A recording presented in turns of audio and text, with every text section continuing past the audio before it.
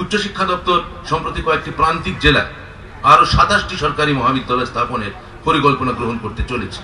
এগুলি হলো ক পশ্চিম মেদিনীপুর জেলা, গোপীবল্লভপুর, কোশিয়ারি, চন্দ্রকোনা, দাঁতন 2 নম্বর ব্লক, খড়গপুর 2 নম্বর ব্লক, মোহনপুর, মোট 6টা।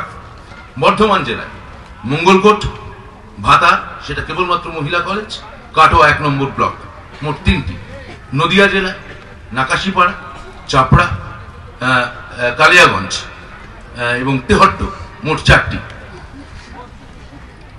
উত্তর দিনাজপুর জেলায় গোয়ালপুকুর, এটি একটি মহিলা কলেজ, ইটাহার মহিলা কলেজ, রায়গঞ্জ মহিলা কলেজ, এছাড়া জেনারেল ডিগ্রি কলেজ করণদিঘি এবং চোপড়া, মোট 5টা।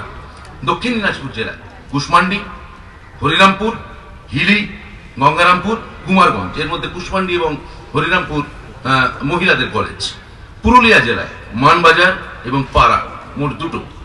এবং বাঁকুড়া জেলায় জয়পুর এবং মেজিয়া, মোট 2টি।